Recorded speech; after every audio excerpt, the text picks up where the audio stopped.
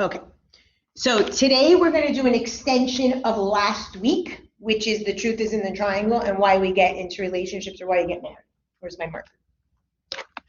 So if you remember, we have Zeus and Hera get married and they have 2 kids. And I'm using the symbol of Neptune, which I told you on the archetype poster has to do with the innocent archetype. And I'm going to go into this in a minute, what I call my snow globe. This is a slightly random question. Who did Zeus have Hercules with? I forgot. With Hera. Yeah. No, that's a lie. He didn't have it. Hera actually hated Hercules and why she sent him on the labors. I don't remember specifically. I want to say it was a nymph. I'll have to look that up for you. But you're right. He hated him because that's why he's a demigod, because it was a mortal. It was a mortal. That's what it was.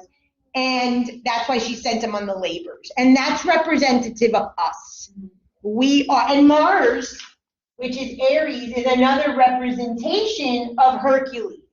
In this case, these are 2 gods, but Hercules, that's a great question, represents the hero's journey, represents our demigod status, where part of us is God, like the spirit, and God of us is human, and that's the whole symbology of Jesus. Okay, that's a great question, but it was a mortal, but I don't remember her name. You can Google it, or I can look it up for after. So I'm going to explain more today about these 2 archetypes and how to sort of grow in a relationship. Because the reason we are in relationship is not to repeat our Zeus-Hera, which is our mother and father's relationship. In the Bible, it says we're punished for the sins of the father. Part of our job as parents, which will be part 2 of the lecture about our childhood, is to do it differently. That's the 3rd part of my Band-Aid approach. Right? I do it differently. But first we have to integrate what our parents have to teach us. But we want our parents to kind of do their work so we don't have to do it for them. But if they don't, we're kind of stuck holding the bag saying, okay, mom and dad, this is what you taught me, this Zeus-Hera relationship. I'm just going to repeat. And this is what we call transgenerational trauma or ancestral trauma. Okay, and that's psychology and spirituality both have those sort of themes. Okay, so I'm going to explain that. And I told you last week that the cusp of the 7th house tells you in a nutshell what you're kind of repeating or what you're looking at from your parents that needs to sort of be redone. Okay, so your attempt to couple with another person, marriage or not, doesn't matter. I'm using marriage as sort of the word, is to what I call shatter the snow globe, which I'll go into in a minute, and reestablish something new, not repeat the sins of the father, not repeat your parents', trauma in marriage, and do it differently. Okay, so that's what's important about this. So the 2 children of Zeus and Hera are Hephaestus and Aries. And Aries, I told you, is the conflict. This is also the first fight. We're going to get to that in a minute. And this is ego, this is validation, okay, this is attachment style, so I'm throwing in some psych, we're going to go through all this. So, I first want to tell you about the rules of the relationship, okay? What are the rules? Everything is a system, okay? And I've talked to you at length about this before. I talked to you about this personally, individually. I've talked to you in the grief class. I talked to you how we all were kind of thrown out of this undifferentiated consciousness, and we're grieving the fact that we even have a human existence and that the body's limited. Okay, this is basic mythology. Uranus, Saturn. Uranus is chaos, undifferentiated consciousness, the circle, no end, no beginning. We all came from that. Call it heaven, whatever you like. And that was split. I'm going to explain it in terms of relationship, but we have to understand where we come from because it's all the same pattern over and over and over. And that's the origin story. how we were thrown out of heaven, or how we were thrown out of the family, how we were discarded, or 0 to 7 trauma, whatever it is, there's a crack in every system. But you have to understand, and this is systems theory and psychology, everything is a system. So I had a client this morning, and we were talking about her system, and then I told her about my system. And she's a woman who's extremely emotional, like myself. And she has 2 children. And so I said to her, I said, you have one child that looked at your emotion and said, oh, hell no, I don't want to be that. So I'm not going to have any emotion, supposedly, right? Swallows it. The other child said, oh, my mom has too much emotion. I'm going to learn to utilize emotion appropriately. And those are the 2 children in the system. In my case, I've got 3 children. And this is good for you because you've got kids. So you can see how they're each going to learn the same fissure, the same crack in the system. They're just going to each interpret it differently. Okay, that's why in a family, people say, oh my, so different. Really, they're not that different. They're just looking at mom and dad for cues, and then they're internalizing, how am I going to deal with this chaos that are my parents? So my kids, my daughter's overly emotional like me, but then like me, she learns the lesson and says, oh, and then puts it in place. I've got one son who internalizes everything, doesn't say anything, and then the other one who calls me out on my shit and kind of pokes and sets a boundary. So they're all dealing with my emotional reactivity in a different way. And that's what you did in your system. That's what you did in your physical system when you were sort of castrated or thrown out of heaven, you know, and this is what you're doing in your relationship. So I want you to understand everything is a system. And in my first book, I write about this. So every system has an origin story, has the origin, the beginning of how it started. I call this the snow globe. This is Hephaestus. That is why I ask clients, how did you meet? Hephaestus, and I'm telling you again, I'm using the symbol of Neptune. Neptune is the god that rules the bottom of the ocean, okay? In the myth of Hephaestus, he was thrown out of Olympus because he had a club foot. But metaphorically, symbolically, they mean similar things, okay? So I happen to be a Pisces. I lived out the story of Hephaestus to the T. My mother sort of handed me over to the nymphs to raise with the cult leader, and I happen to be a Pisces, so I'm Neptune as my ruling god. Every one of you has Neptune and Pisces in your chart. This will play out there. So this is not only limited to relationship. This has to do with you and your life. You all also have Aries and Mars. And these lessons that I'm taking to a relationship also have to do with the system that is you, yourself. Okay, so I'm just taking that lesson from the one person and bringing it into the couple. But then I'm going to go back to the family of origin so you can come full circle with it. Okay? So this is the innocence. This is what I call the snow globe. The snow globe must have a crack. It must. It all has to shatter. Okay? Forced, or because something in life makes you drop it or shatter it, your life falls apart. That happens at the moment of conception. Remember, your parents are children, okay?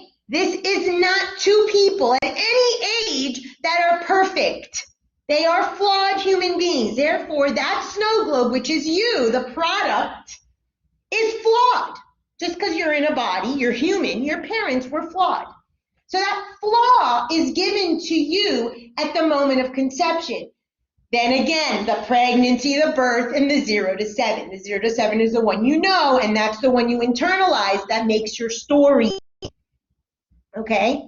The one that makes your story that says to you, you weren't wanted, you should have been a boy, you're not worth it, blah, blah, blah. And then you live out your whole life honoring that story, that trauma, that crack in the snow globe. Okay? I come along, shatter the pieces, and then you want to rebuild, and your partner's purpose is to try to shatter that and help you rebuild it because he or she has the exact same trauma.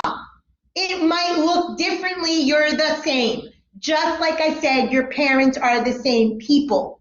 I told you last week the power currency, if it's overt or covert, doesn't matter. It's the same manipulation.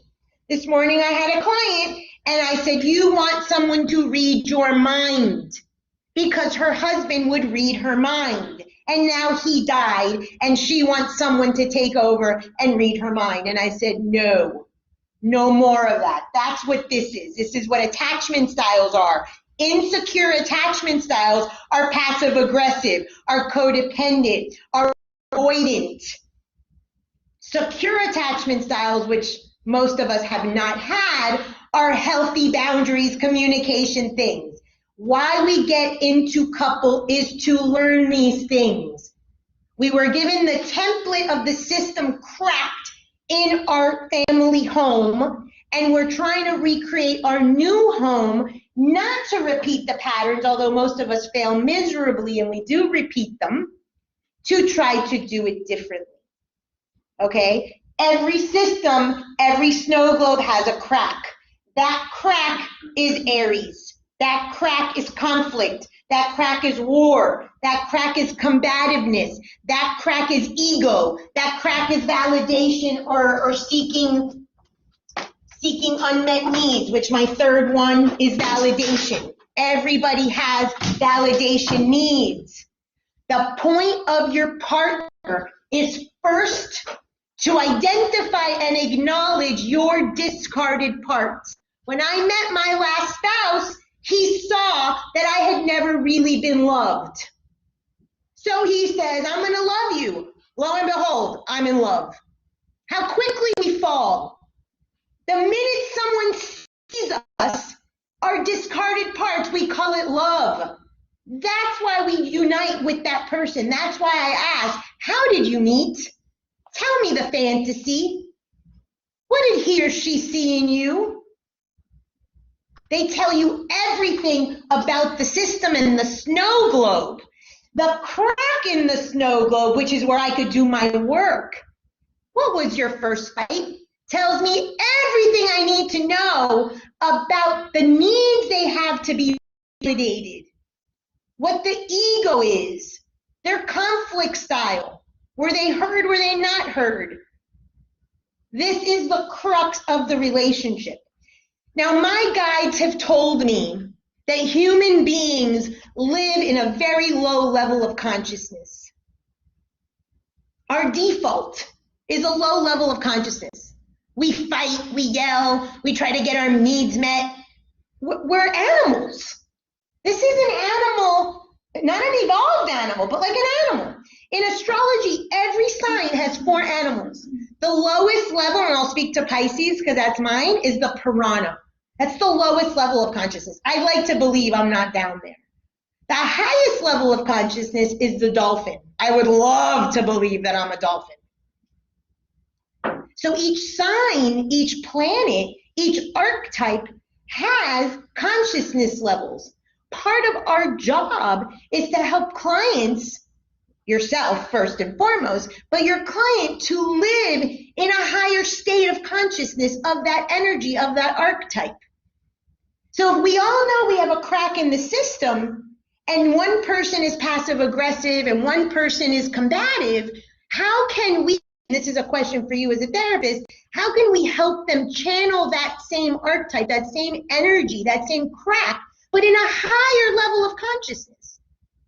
Better communication, boundaries, all the stuff that the literature says about relationships.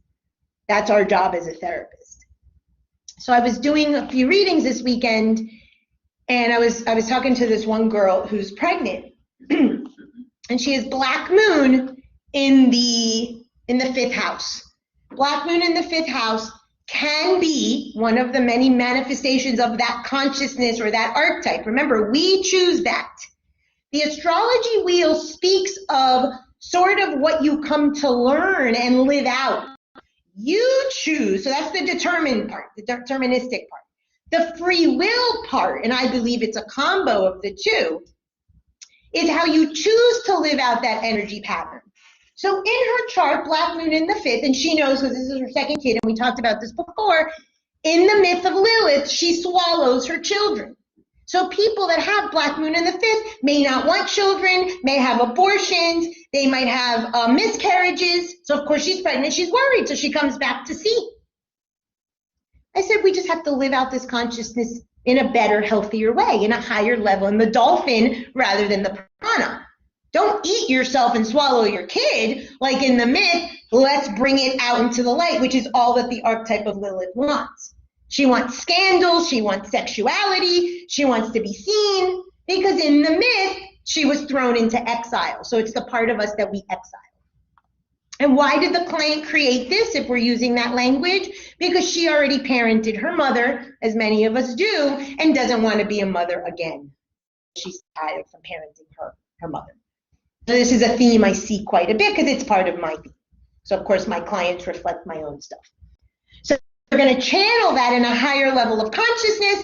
The 5th house happens to be not only babies, it happens to be business ventures. And so she's going to use that business venture energy, instead of quote unquote killing or swallowing her baby, she's going to create a sexy line of products for pregnant women. What a great way to use that energy and channel it different. So if we have a client that we know has a crack in the system, there is a first fight and there will be a second and a third and a 500 and a 600. Let's help them channel that in a healthy way, in a higher level of consciousness. Let's take them away from being animals and beasts, which is what our nature is, low level consciousness, and let's evolve. Let's evolve in our relationship, which means we evolve with our children, which means that they have a healthier future. That's how you change the world. I was once accused that I don't have a social justice platform, that I don't have a political stance. And I'm like, my social justice platform is people, one by one by one. If I change, and maybe you change as a result, and then maybe someone else, that's my platform. Aries, Mars, refers to your social justice platform. That's what it means in your chart. What are you going to fight for? I fight for my values. I fight for individuals. In relationship, what are you fighting for? You're not fighting with this person for no reason. You're fighting for something. And what you're fighting for is to get your needs met. Because none of us, if my first book is right, never had our needs met as children. Our parents' needs were met. We are left with unmet needs. We get into relationship to hopefully meet our needs. That's the snow globe. Oh my God, this guy saw me. He told me I was lovable, which is exactly what happened with my second marriage. I love you. Oh my God, take me away, Calgon. I might have aged myself with that reference. Joy, you might know that reference from the commercial, but you guys are too young to know that.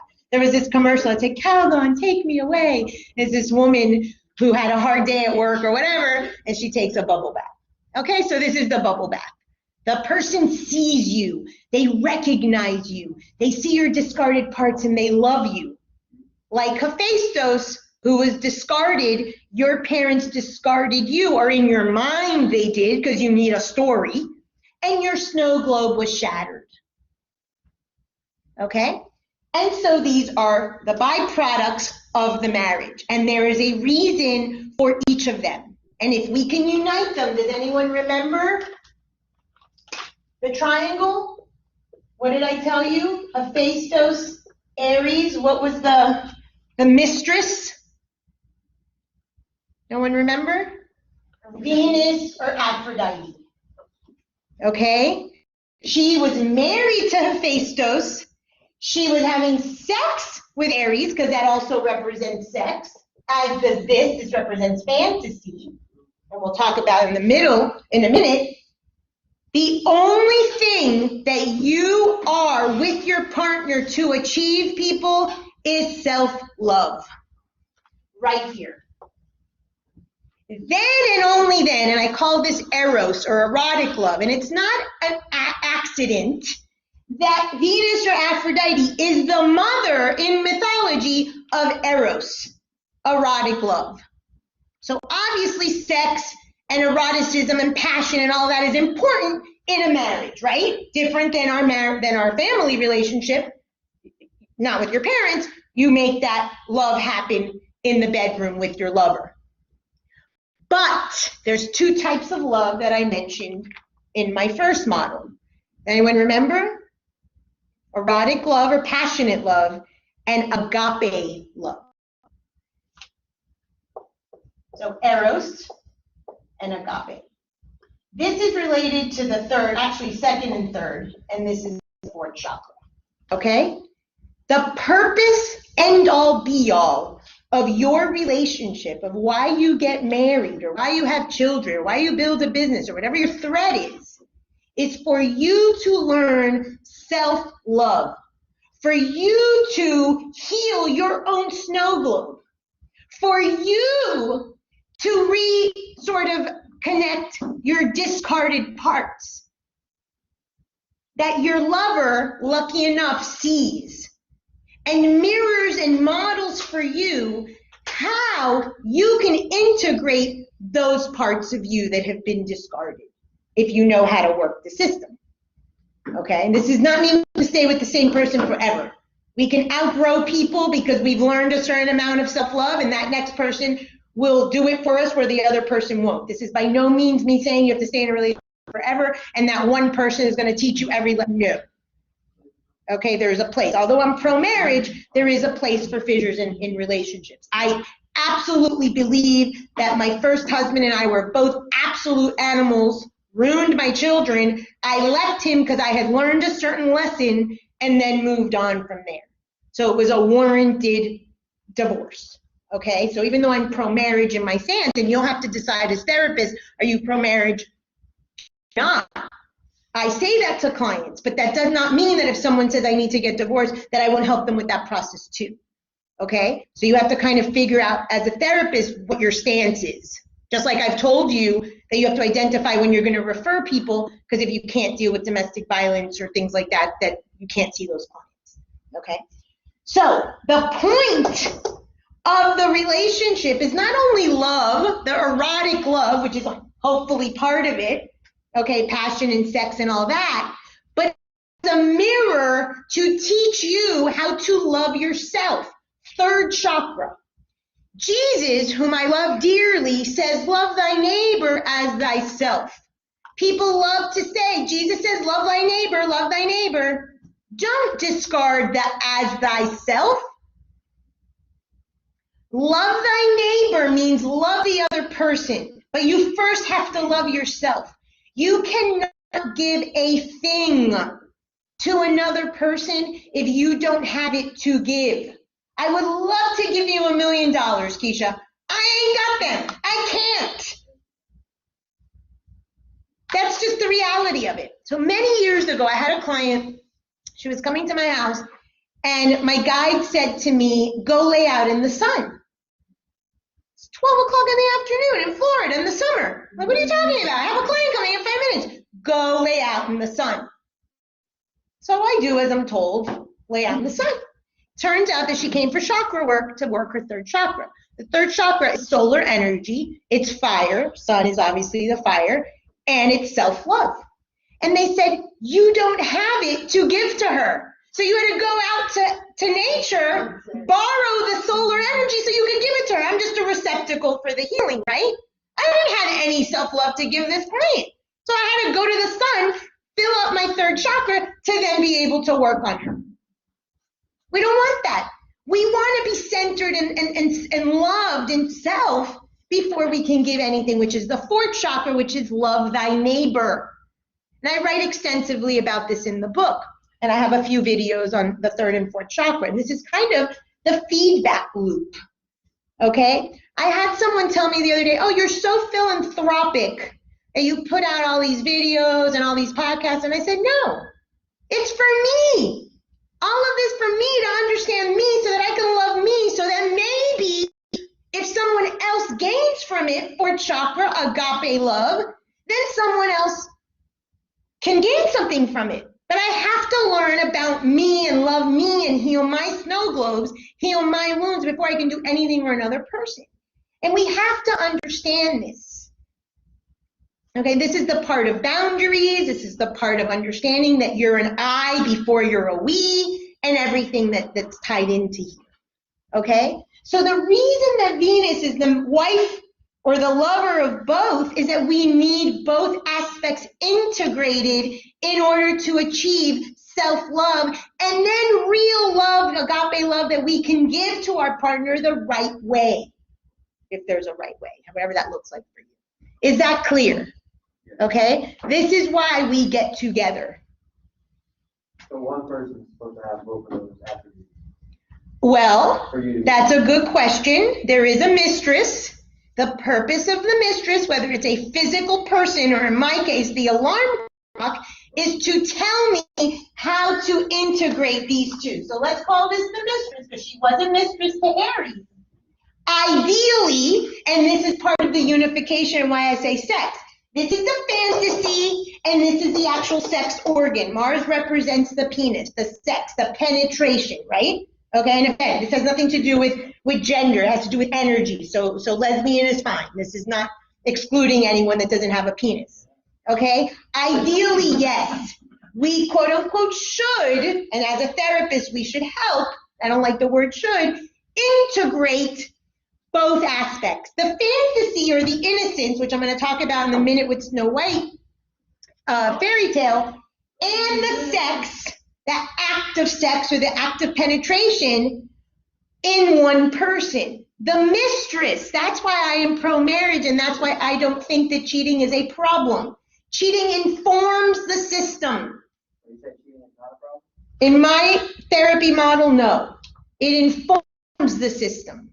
If someone has a mistress, wait a minute. Let's say Donald meets a nice bar. That's what I'm saying. Leave Donald out of it. No. I told him that I was going to try to respect his privacy and not bring him into my teaching. So let's leave Donald out of it. However, You said, how would you feel? I had this happen in my second marriage. Right. And I behaved very differently than what I expected, but I was very inclusive of this because I knew that this was showing up in my life to inform me. And if we are in a level of consciousness, Emmanuel, and that's what I want you to get, sex is a low level of consciousness. Initiative, volition, will, desire, those are higher manifestations of sex. Okay? You need creative energy. And it's why I have Mars as the creator. Yes, you can create a baby, but you can also create a business. You can all create a multi-million-dollar industry. You can create a book. You can create a child. You can create an artwork. Don't stay limited. That's limited thinking.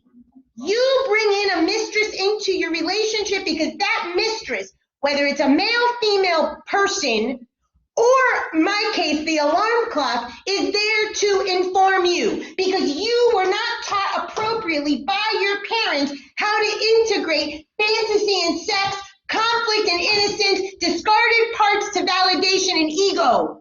None of us were taught this.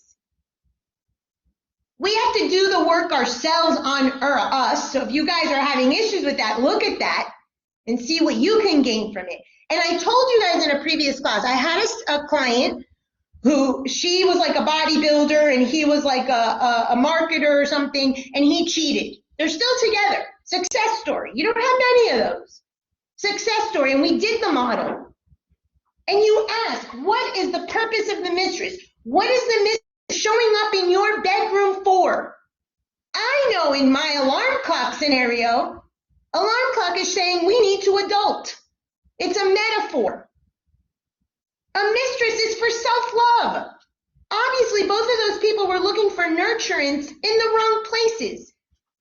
So if we actually use this energy, we can help clients instead of getting caught up in our ridiculousness. Now, if you cannot accept infidelity and that is a limitation you have, that's fine. Tell your client, no, I don't work with clients that cheat. You have a right to have that limitation. I told you mine is domestic violence. With the abuser, I can work with the abused. It's too close to home. We're allowed as therapists to set boundaries and limitations of what we can and can't accept. And you should, in your relationship, have non-negotiables. And if that's a non-negotiable, that's great. But don't think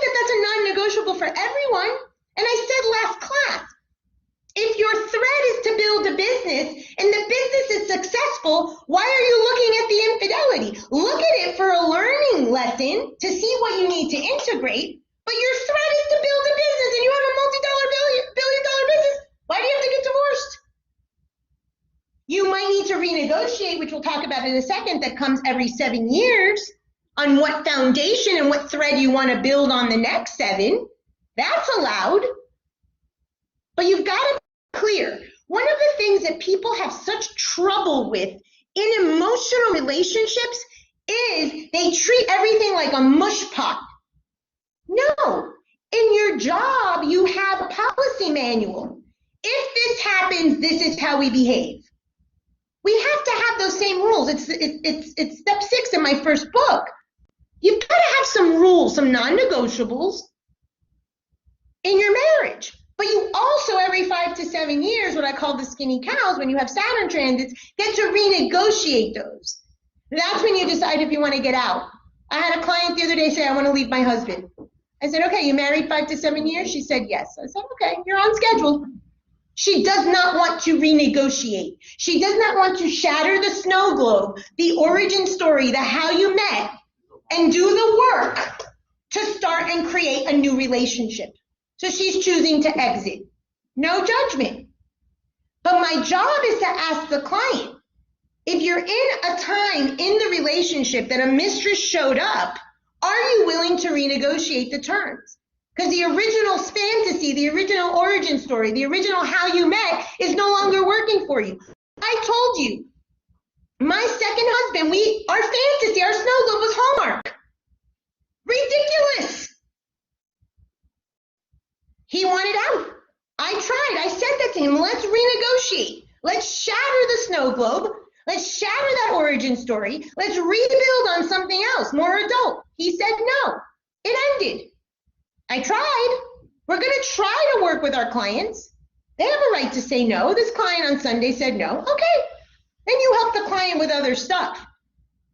But if you're going to get into this field or you want to look at your own relationship to see if it is renegotiable, some relationships are renegotiable. My first was non-renegotiable. That's okay too. But you get to make that decision. And as therapists, you kind of want to help your client to ask the right questions to see what their truth is. And infidelity is not a non-negotiable for everybody.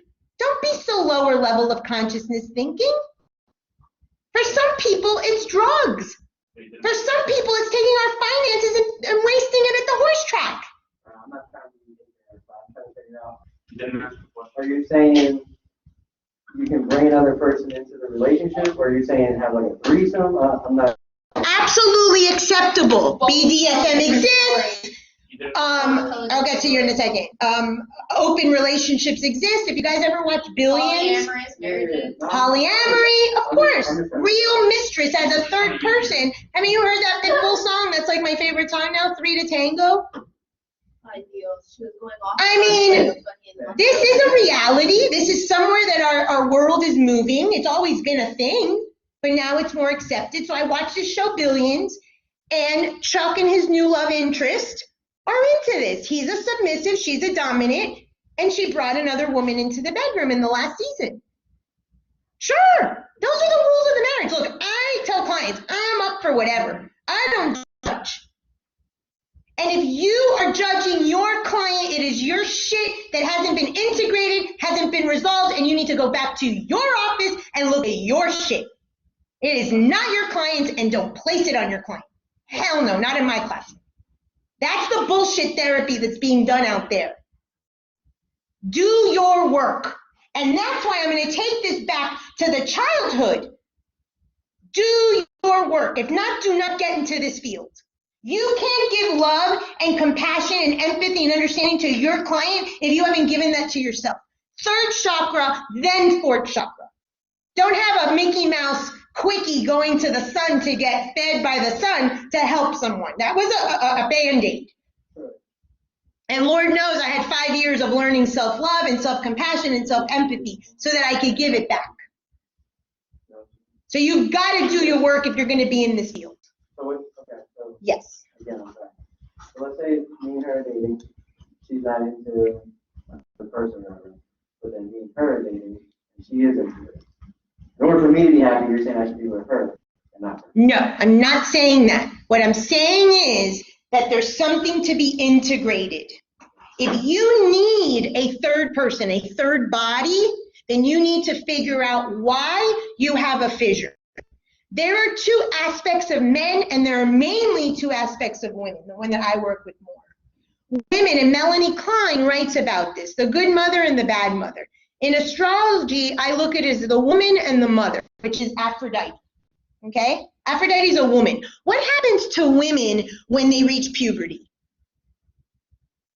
A lot of things. Mainly, the one thing that puberty means. Now Now you could be a mother, adulthood, you could be a mother. But you're also a woman. As girls, we grow our breasts, we start fawning, we start showing off to men or women, and our sexuality develops.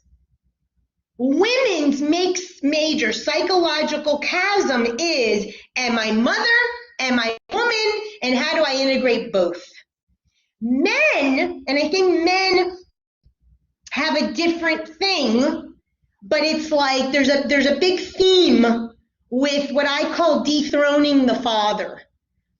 Am I a king or am I a prince?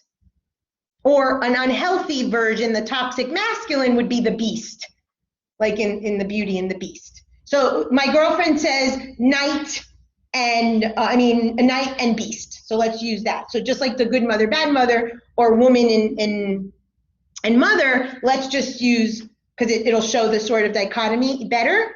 The knight in shining armor. He respects the maiden, he's respectful, he doesn't touch, brings you back to the palace, you're untouched, you're virginal. And then the beast rapes you. Those are the sort of two extremes. So men are trying to integrate, and I said to you guys this last week that we're trying to figure this out societally and culturally, what is a healthy masculine? And I see this a lot in practice. And women are trying to integrate how much mother, how much woman, how much do I give to my spouse, how much do I give to my children, how do I navigate these? These are cultural things that are showing up that we're addressing. So there's a fissure or chasm in your psyche with those two aspects. So you have to figure that out. That's the first book, and I'm going to get back to childhood wounds in a minute in the second part of the lecture. So that has to be addressed, but I'm not judging it. That's how you want to live, then put it in the rule book. Don't date her if she doesn't want a third person. Don't even start that origin story, because immediately you're going to have a crack. What's the point? And we don't want to have those clear conversations. We want to stay innocent. We want to stay non-combative. We want to stay passive-aggressive and not say, look, I like a third in the bedroom. You up to it? That's the first step in relationship, is communication skills. So why even start dating her if she doesn't want a third? Skip right to the one that says yes. And that's clarity that we have to get to. But Hephaestus or Neptune is not clarity. The word for Neptune is nebulous. We want to stay in the hallmark. We all know how the hallmark ends, right? Everybody knows how every hallmark story ends. That's the stupid fantasy that I lived out in my marriage, right? Trying to conserve the snow globe. We're all trying to conserve the snow globe. So this week, I have a client call me and says, my sister is bulimic and suicidal. I said to her, okay, bring her over. And she's crying on the phone. And I know this client because she's my client. And I said to her, your sister is what we call in psychology the identified patient. This is oftentimes the black sheep in the family. The black sheep comes to shatter the snow globe. Your first fight in your relationship comes to shatter the snow globe and show you that there is a problem that we should discuss, right? And so the girl is the identified patient. My client is the mediator. She's the one that's trying to keep the snow globe together. There's nothing wrong here. My family's perfect. Everything's great. We do that in our family of origin. We do that with ourselves. There was this great podcast I listened to yesterday called Toxic Positivity, which I totally believe. Everything's great. Positive vibes only. Bunch of bullshit. Emotions are necessary. I have a whole chapter in my book about feelings and emotions. You have to appropriately feel your feelings and not be judged on what you're feeling. And a big part of my depression was that. I'm going to own every single MF emotion that I feel. And that's shatter snow globes. And in a family, there is a black sheep, an identified patient, the one that goes to therapy, and everybody else in the snow globe, and in your marriage too, is trying to keep this together on bullshit. It is built on a bullshit foundation. Hera threw him out of Olympus, said, "You're ugly, I don't like you." Every one of you has a crack in your family of origin snow globe, and in your relationship, and in yourself. We have to just accept this. And it comes spiritually from the fact that we were, quote unquote, kicked out of heaven, or chaos was castrated into Saturn, into, coming into the earth. Whatever form you want to do, every mythology, every philosophy, every religion is saying the same damn thing. So you have to understand and accept that. So the sister is bulimic and suicidal, yelling and screaming with her pain, with her symptoms. There's something wrong in this house. And then my patient is trying to Band-Aid and glue the snow globe so it doesn't fall apart. That snow globe needs to fall apart. Your snow globe in your relationship with yourself, with your family of origin, needs to shatter. It's called delusion. It's false innocence. It's trying to put the hymen back once you've already been penetrated with sex. It's bullshit. We've got to get away from that and own that every system has a crack. Yes. I have a question. What if that person doesn't know how to do it? Like, they don't know how to actually break the snow globe? That's our job. Maybe in their opinion, what they're doing is. That's our job. That goes back to the power currency. I had a client this morning. She is going to have surgery and wants someone to help her. She was acting from a very innocent way. Oh, they should know. And I was like, oh, hell no. Tell me what you need. Ask me what you need that person to do for you. Ask to get your needs met. The way she was speaking was a covert power currency. She obviously was in alliance, in her case, with her mother, which was the neck.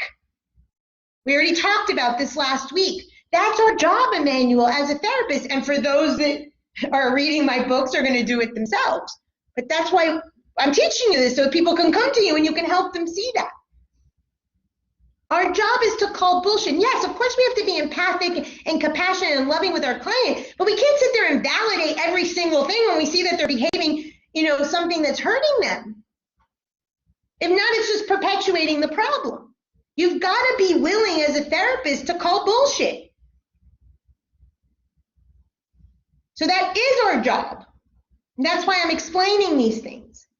So my one client wants to keep the snow globe together while her sister, supposedly the sick one, is the one calling bullshit on the delusion of the snow globe. So you have to identify with how you met the origin story and the delusion and the innocence. I was listening to this podcast yesterday and I loved the way they described this. It wasn't my words, but they used the Snow White fairy tale. Snow White was so innocent. The picture of innocence, the white-skinned, virginal, beautiful, was told by the dwarfs, do not open the door. And the wicked witch shows up and gives her the apple. I'm so sweet, I'm so innocent, that I'm going to open the door to the poison and to this person who wants to hurt me. Do not live in innocence, like I told you a few weeks ago. Bring a butter knife to a sword fight. And she took the apple, and of course they saved her and whatnot, and the knight in shining armor and blah, blah, blah, because it's a fairy tale. But let's just look at that scene. The apple was desire. The symbol of the apple spiritually, metaphysically, when you open up the apple, it has a pagan symbol in the middle, the pentagram. You've ever seen a pentagram that's like Wiccan and Satan? And it's not. It's just a metaphysical symbol. It's a symbol of desire, a symbol of initiation, a symbol of volatility, of will, of desire, of wanting change. Snow globe is innocent. Snow globe is Snow White. You allow the first fight. You allow the bite of that apple into you so you can integrate your shadow, your dark parts. You cannot be whole in my language without integrating your bad bugs. Your mother or father, the one you had the wrong alliance, not the wrong alliance, the one you kicked out of the system. I integrated my father, I became my father. I am now doing the work of integrating my mother. Your mistress, to answer your question, Victor, will be the discarded parent. In your case, it might be your father. Not just because your father wasn't alive or around does that mean that. Don't kid yourself. That's what I told you last week, figure that out. That's part of my job, is to help clients figure out who they have that wrong alliance with. With mine, it's super textbook. So that need of a third person in your bedroom, I guarantee you, comes from the story of whoever you didn't integrate. Guaranteed. And if your father was a cheater, just an example, you're trying to integrate him, but you would not dare call, I'm integrating my dad, rather I need a third person in my bedroom. That's more acceptable socially as a man, yeah, 2 women, versus my father who abandoned me. We have got to decipher this for ourselves and for others. We live in symbol, we live in myth, we live in story. We tell everyone immediately. That's the whole thing we did the other day with you with Tell Me a Story. We tell everybody everything. What we haven't learned as humans is to decipher the language. That's what Jung did so beautifully. I read somewhere yesterday that Jung said, or someone said about Jung, when you find Jung, you're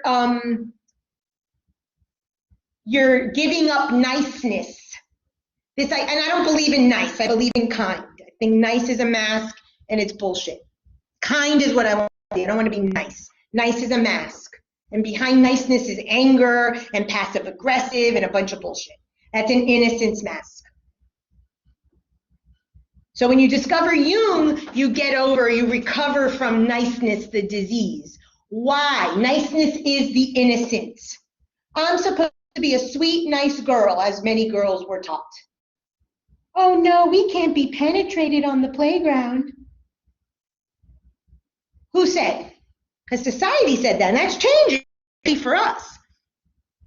But the reality is that we all want to conserve some sort of innocence in our psyche and not believe that we were kicked out of Olympus. And I told you last week, the person that's the perfect child in my case scenario with my 2 clients, the one that's outcast obviously is the one with the bulimia. The other one that's trying to keep the snow globe together is the one that's the perfect child. In my book, that person is sicker than the identified patient. And I use the example of AA and Al-Anon. AA, I'm an addict, I'm sick. Al-Anon, you're sicker because you're codependent and you're staying with that person and you're assuming a nice mask and a rescue and a victim mask. Those are all words for this symbol. One symbol extends very far in terms of the language we can use for it. Your job is to decipher the language and the symbol that your client is telling you. That's all I do. I listen, I'm like, oh, that's that archetype, and I just figure out how the person is living it with all the variants of it. Every single one of us has this. Does that make sense? First, how we meet. This is our first fight. We need a mistress to help integrate those. Whatever shows up in your relationship is there for you. Next rule, everything is a mirror. You might be a covert power currency. Your partner, because there's only room for that in the system, is the overt power currency. And that's the way it works. So I'm obviously very overt. My ex-husband was calmer. He was very much a calm, stable, not me, I'm a freaking crazy roller coaster. And I used to poke him and say, show me your Cuban man, show me your Cuban man. Because I knew that there was something in there. But I didn't allow room for that because I was the crazy Cuban woman.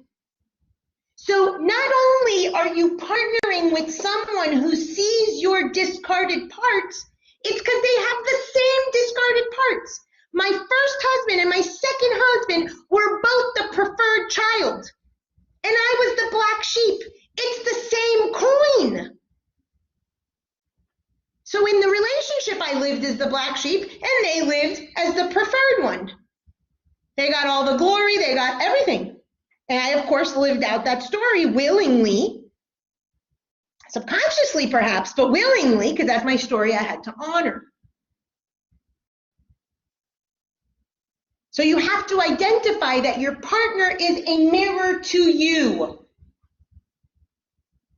The system only has 100%. If you take up 75% of the chores, your spouse is only going to do 25. If you do 90, your spouse is only going to do 10. And if you do 100, he's going to sit on the couch with a beer. Sorry to stereotype male, female, but you know. So don't give that much. Leave room for the laundry to be done.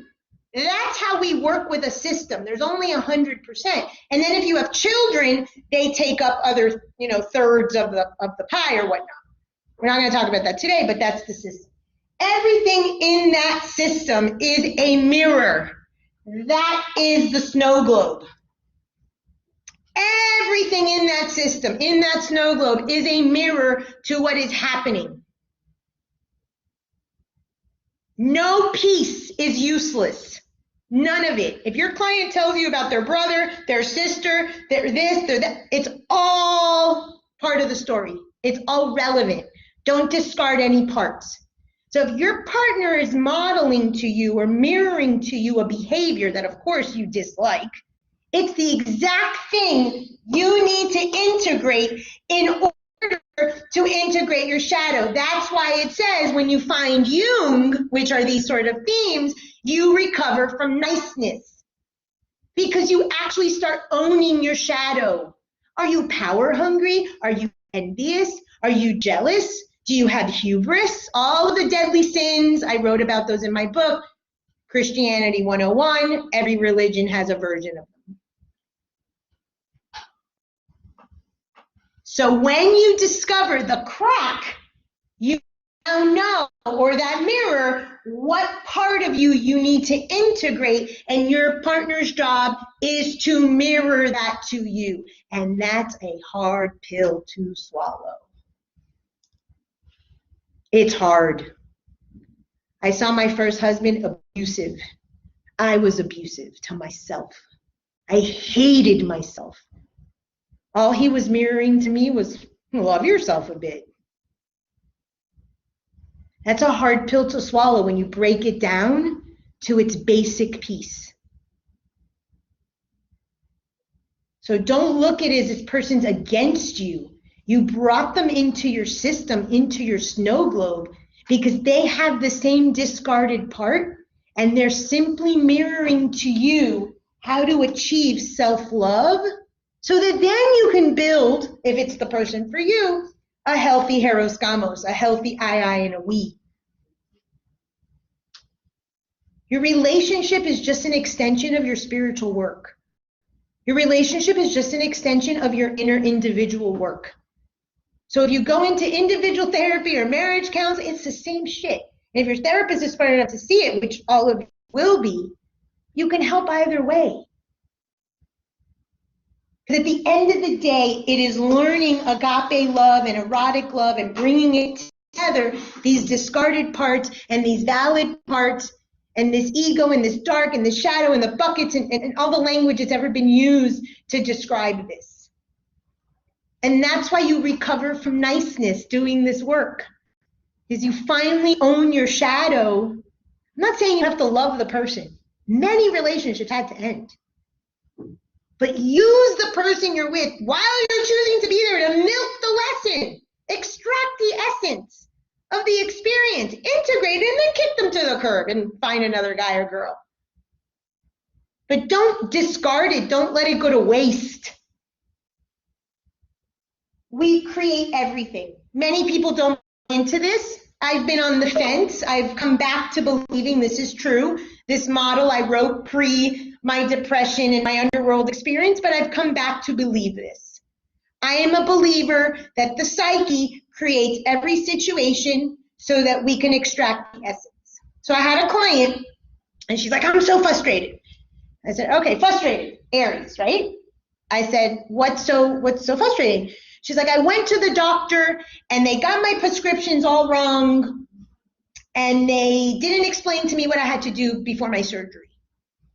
I said, okay. I said, and then she was talking about the doctor. And I said, and the doctor has 5 stars, and the doctor's great. I said, well, I don't think you have a problem with the doctor and his efficiency or his competency. So that's good. What you're having a problem with is the mismanagement of the staff. So I said to her, if you created this, and I just pose it to, you don't have to buy into it, but buy into it for the 5 minutes we're talking about it. Why would you create a competent doctor but a mismanaged staff? And we identified in her life that was what was happening. She's the doctor, she's competent, but she's mismanaging because she's not telling the staff the rules, she's not giving the direction to the people in her life, setting boundaries, writing the non-negotiables.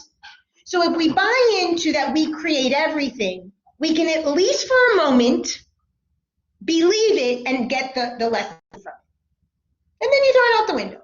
But if you buy into it, you created this situation. So I can easily go into victim. I was forced to marry my first husband. I was part of the cult leader's nephew, wanted him to have kids. Well, wait a minute. What was my role in that? You could choose to do that or not. I don't care. Pick and choose what works for you, leave the rest. That's part of the model. Your partner is equal to your parent. The word has the same letters, with the exception that partner has an R, an extra R, which I say is for redo. Your childhood home is going to be exactly the same as the marriage you create. I don't care if you tell me I'm full of shit and I'm lying and your father was a drunk and your husband is a saint. It's the same thing, and if you have a session, we'll break it down for you. Trust me on this for a moment. Just have some faith. It's an opportunity to redo it. Again, it may not be your life partner. You might be a widow. But for the time being that you're together, you are here to try to achieve a version of self-love or aspects of it. Integrate your innocence with the poison apple, with the conflict. Integrate your light and your shadow. So milk the experience. Don't let a relationship, as short-lived as it may be, go away from you. Extract the essence and milk the experience so that you can work towards integrating your mistress, the part of you, the parent that you threw into exile. Okay? 5th, the home, physical home you create, is the marital home of the parents. That is the cusp on the 7th house, the descendant in astrology. Your home, your snow globe in your marriage is exactly the same. That's the snow globe. Relationship is based on a creation myth. How did you meet? It tells me everything. The creation myth will repeatedly fracture the system until it either cracks or is reestablished on a new myth or origin story. This, I've told you, is the Saturn cycle of every 5 to 7 years. You have that in your own life, and your relationship has it. This is when you're allowed to renegotiate the origin story, if you choose to. Some people never choose to renegotiate, and for 35 years, they have a big pile of shit that they never looked at. They're passive aggressive, they're codependent, one's an alcoholic. They don't go to therapy. They're not your problem. The people that show up at your office probably want to shatter that snow globe and reestablish on a new origin story, on a new fantasy. How did we meet? You get that opportunity to renegotiate between 5 and 7 years. So 7, 14, 21, 28, depending. And I told you last week, if people stayed married long enough, we could track this, and it would be a cool study. The person that called me Sunday and she says, I want to leave my husband. I said, 5 to 7 years? Yeah. Maybe she already extracted the lesson. Maybe she already integrated the piece of self-love that partner was mirroring for her. Or maybe she just wants to try a new phase. Same lesson, new phase. Hey, you're allowed. No judgment. But know that you're going to bring this thread with you. But the snow globe will shatter whether you want it or not between 5 to 7 years. And I say 5 to 7. Everyone's heard of the 7-year itch? A 7-year itch is that, as the Saturn cycles. Around 5 to 7 years, that Saturn changes sign and starts to nudge. It may not be divorce fully or leave fully, but maybe the person cheats or starts to drink or whatever at the 5-year. So at the 7, it's completely shattered. That's usually when they show up at your office between that 5 to 7. You have that in your life, in your system. I call it the skinny cows. I talked about that before. Any questions on the rules, why we ask how we met, and what the purpose of the discarded Hephaestus innocent story we build the fantasy on in the relationship is about? All good? Fantasy is also a metaphor for the attachment style. So a few months back, Emmanuel did an attachment style paper, and I've said to you, there's secure attachment and there's insecure attachment styles. The insecure attachment is more like avoidant. You know, your spouse comes in and you pretend you're sleeping, that bullshit. We also discover that kind of attachment style in the Hephaestus, in the snow globe. Part of the crack is to shatter that to help each and every one of you develop a new secure attachment. Secure attachment is dealing with the parent and the caregiver, but as we get older and as we become adults, we need to learn secure attachment with ourselves. That's what the purpose of the conflict is. Fantasy can also be bedroom fantasies. The other woman, the dildo, the vibrator, the porn, all acceptable. You don't have to discard that. So I tell clients, bring the fantasy into the bedroom. A lot of times we lose the fantasy, and it's why the snow globe shatters at the 5 to 7 mark, and people call it passion. Let's bring back the passion, symboled by Mars. Let's bring in some fantasy. That could be a way to integrate. They satisfy needs. Any questions on the Hephaestus? Let me talk to you about Aries.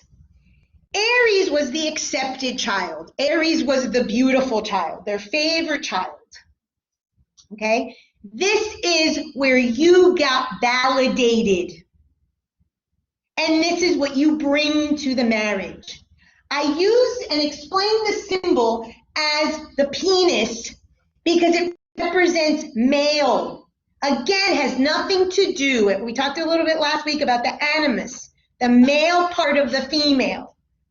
Okay? We all have a Mars in our chart. We all have a masculine principle. We all have a penetrator energy. We all have a creator energy. There's something that you create. It's your initiative. It's your volition. It's the way you make your way in the world. So on your chart, where do you have Mars? What house will tell you what you fight for? I told you your war zone, your conflict, or your initiative energy. And by sign, we'll give you some descriptors. We're not doing that today, but that's to give you some more information. That's how you show up in the relationship. That's how your masculinity or your creator energy, could be being a mother, shows up in the relationship. It's what in your family was accepted, what you were validated on. It's also your power currency. Who had the power? That's how you show up in the relationship, which only lets your partner show up with the other power currency, overt or covert, because there's only so much room in the system. See how it's all coming together? So if I'm overt, my partner must be covert. Or my first husband was very overt and I had no choice but to be covert, even though that's not my default style. So you identify. And I said we have unmet needs. Everybody has safety, security, protection, validation, and love needs. Some people will argue they don't have safety and protection needs. They had a roof over their head, they had money, blah, blah, blah. Not going to get into that now, but every single one of us has validation needs. That is unmet needs. You were told in your family either overt, fall into the family business and be a doctor, or covertly manipulated into becoming something. That's the part of you you own willingly. You own your power mechanism or your power currency willingly. This is not your shadow. This is more of the shadow. Every single one of us needs to be validated. Part of your partner's responsibility, we think, is to validate you. So young girls and older people do this too. Oh my God, my hair looks so bad today. I just learned yesterday that this is called fawning. Teenage girls, and what do they want? Their friend to say, oh no, you look beautiful, girl. Right? That's what we do in our couples. Oh, I'm so fat. Oh no, you look beautiful. Wait a minute. Or how do I look? Every day. You do that every day. You're like, I'm so fat. Yeah, and fatness is my thing because I never got the approval from my mother. And I was told very covertly, you better be skinny. So of course I'm looking for validation. You just proved my point. So I didn't know there was a term for it, fawning. And they said that teenage girls, but we do this throughout our life. And of course we fawn in our marriage. Of course we fawn in our relationships. It's part of seeking the validation that we're on the right track of the values our parents set for us. And I told you that you must leave home, must get raped like Persephone and go into the underworld. You must leave the Costco membership, all the stuff I've taught you over the years, to take on your Nordstrom's card, your values. Your values differ from your parents. You might keep some of them, but some differ. And this is part of that process. The Aries, the conflict, what was your first fight, tells me everything I need to know about your validation needs. Are you, oh, he could do whatever he wants, I'm fine. You, A, have the alliance, in my case, with your mother, the covert one. And, oh, I'm not going to ask for validation. You better read my mind and know what I need. Whereas the guy typically is the yeller, oh my God, and she doesn't tell me that. He had more of the overt. And again, these are just stereotypes. I'm not saying that it's everybody that way. And he needed to be a man. He was told, I'm the man, and I'm going to yell and pound my chest. And we see this play out in different ways, male, female, male, male. But this is it. You only have so many variations of this. There's only a mother and a father, overt and a covert. And a few attachment styles and a few conflict styles, like we learned earlier in the class.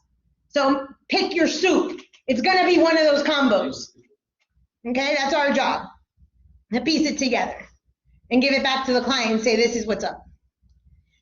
Part of this tells you what unmet need your client has from childhood.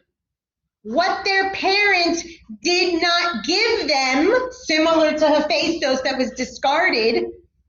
And I'm going to show you, Mom, that I can be skinny too. And I can be beautiful and graceful too, Mom. Look at me. And during the hardest times of my life, especially my first marriage, I had 3 babies. I was like this. I had a great body. Look, Mom, my life is falling apart, but look at me. Honoring your values, look good under no circumstance can you look bad. And when my husband left the second time, I dropped like 20 pounds in a day. I was destroyed. I was devastated. But I was skinny. Life is falling apart, Mom, but I'm skinny. Yay for me. Ridiculousness. So this is what value system are you honoring from your parents that you may not? You may. I want to be skinny. No way. I like that value system from my mother.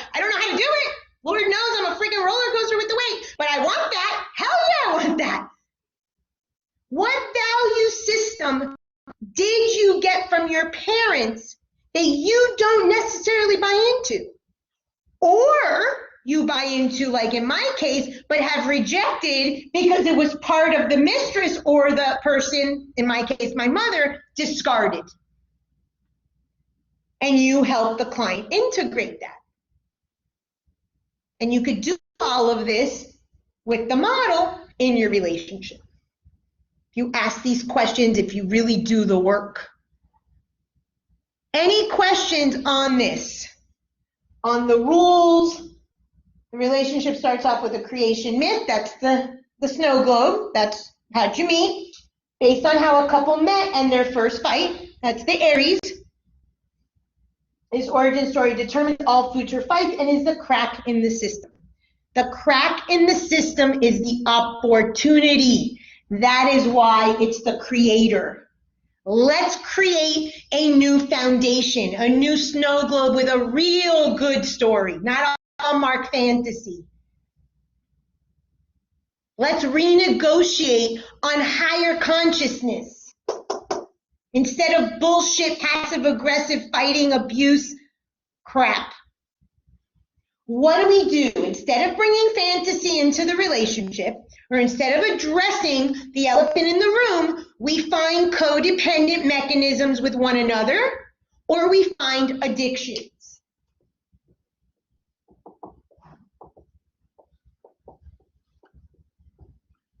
Same meaning of this symbol. So you want to bring in fantasy, that third woman? Hallelujah. If your partner's willing, I'm just saying. Hallelujah. Let's bring in the fantasy. And no problem. If your thread mate, this is the thing. And I have couples like this. I have two clear couples that I can think of right now. I should say clients. Their value system, don't judge it. Don't value system, judge your values. That's the same thing about that toxic positivity, man. This is what you value, own that shit. You like sex and sex is your thread, own that. Bring in the dildo, bring in the fantasy of the third woman, integrate, boom. How simple. But we judge it, oh, it's wrong, bullshit. But you gotta know your thread. You gotta know the thread. If not, you don't know what fantasy, what needs, what validation, what mistress to bring in. But you'll create it. I can tell you that I have learned that the way for me to really be a spiritual being is to be an adult, to own that shit, to meet my own needs, to own my shadow. And the alarm clock joke of my mistress in my relationship right now is there to remind me of that. So I can absolutely tell you that whatever mistress is in your relationship, you created because you want to integrate and you want to self-love. You just don't know how to do it because the origin story of your childhood is you don't have permission to love yourself because your parents didn't love you unconditionally. You had to meet their needs and love them. So no one taught us how to love ourselves. So we judge ourselves and we hide in shame because sex is our thread. But the couples that own that shit, that the whips and the jeans and the costumes and the wigs, holla fucking hallelujah, people. That's your thread. I'm not going to try to break that. That's what works. If it's money, good for you. Make a shitload of money together. But you gotta be honest. And maybe that's the self-love. Is that thread. The honesty of the thread. And the renegotiation of the shattering of the soul globe every 7 years is in part to get maybe to a clearer and clearer and clearer thread. And the thread changes. Because you might get together to raise children, then the children leave, and now you're left with this partner that you have nothing in common with. And then you go and create a fantasy of skydiving together instead of saying, damn, we don't like each other. How do we get to like each other? So that might be part of the renegotiation, is getting really honest and clear with what that thread is and what the mistress serves. Is this clear? Okay, it's pretty perfect. Hephaestus and Aries are both in conjunction with Venus, with Aphrodite, goddess of love, both erotic love, the passion that we seek a partner for, and the self-love that if we do the work, we could get. That's the original Eros Gamos. I told you last week, ideally, you'd be an I, I'd be an I, and here's a perfect little we. I bring myself as a perfect person. You bring yourself as a perfect person. Where's my cup? Where's my poster? But it doesn't work that way. So it's sloppy and it's messy. That's why they say after your third or fourth marriage, you figured out some stuff. Because you've been doing this and tripping on the same stone over and over and over again. So maybe you figured something out. This is to hope that you can figure it out young, and most of you are young and haven't had children yet. And I'm going to get into childhood in a second and why we're doing this because of the trauma that we got from home. Yes? Do you believe that some people in some relationships, let's talk about like maybe a romantic relationship, there are some are more connected than not, and not because they did the work, but just because who they are mesh well than others? Or do you feel like everyone has? So again, I go from soulmate to threadmate. That sounds like a very soulmate-y question. So I'm going to answer it in terms of soulmate, in terms of spiritual vocabulary, which is kind of my currency, and then vibration, which is another spiritual law. I'm not saying that soulmates don't exist. Do I believe that there's one person, oh my God? No. But can I tell you that you can fall in love with someone head over heels crazy and not feel the same way with the other person that you're with? Absolutely. There's this guy named Andrew Solomon who wrote a book called Noonday Demon. It's about depression. It's a great TED Talk. I highly recommend it. And let's see if I get this right. I was talking to my therapist friend about this the other day. He says that depression is, I want to say he says, I don't think it's the word crack, but like the crack in love or not the loss of love, but something like that. The flaw in love. Anyone who has been head over heels in love, call it a soulmate, whatever, and has lost that has gone into some sort of depression. Widow, divorce, cheat on, whatever it is. I went through that. And I flipped it around on her and I said, self-destruction is also a flaw in love. It's the other side of the coin. I would have self-destroyed if I stayed with my partner. So he had to leave. For whatever reason he left, I created it. I don't give a care about the words because I would have gone to the end of the earth with that. And I personally, with what I understand, don't think that that's healthy. I don't consider myself a codependent person, but there had to be some layer of codependence, some hallmark fantasy that I wanted to preserve, that I would have gone to the ends of the earth and self-destroyed if that would have continued. So he chose to not renegotiate. We could have renegotiated. Maybe that would have changed. So I flipped that on her the other day because that's how I saw it. And maybe if that connection, some people call it twin souls or twin flames. I don't believe personally in that new age theory. But if you do, and many things have been written about twin flames, and it's like a part of my soul and a part of your soul, and we're one whole soul, is very self-destructive. These relationships are very, very unhealthy. Most twin flame people that I have channeled for are very unhealthy. So I don't know if that devout, soulmate-y sort of energy is healthy. So that's why I created ThreadMe. Let's talk about the values. What are we building this relationship on? What values do we share that brought us together? At some point, we may not have those values anymore. I obviously believe with my first husband, we didn't share any more values once we had our children. That's fine. Vibration. Law of vibration will indicate, and I use the metaphor of the ladder, A to Z. If you're vibrating a D, there's a gazillion souls that are vibrating a D.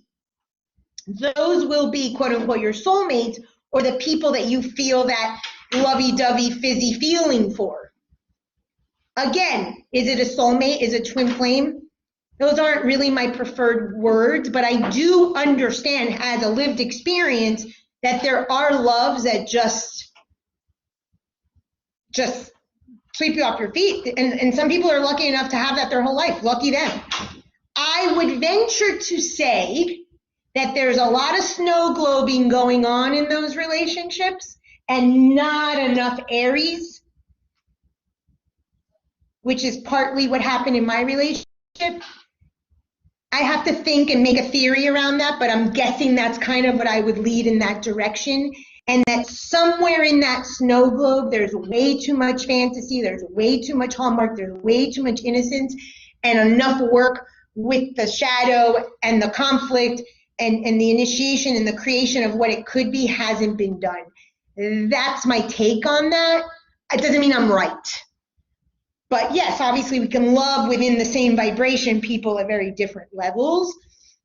Is it healthy? I'm venturing to say maybe not, and maybe there's a little codependent. And again, I wouldn't call myself codependent, but there was definitely a lot of hallmark snow globing going on in my second marriage. So I would say probably not super healthy. And self-destruction, like I said, is that flip side of that. So I would never shatter that snow globe for a couple if that's what they are, but I would bring light to it so they could do more of this work. And some of us are lucky to have that experience, and I'm very lucky that I had that experience of what I do consider love in a certain magnitude that a lot of people don't experience. But I'm clear enough now that I've integrated my shadow and visited the underworld to know that that was good that it ended. Does that answer your question? Okay. Any questions on why we marry? Have I been clear?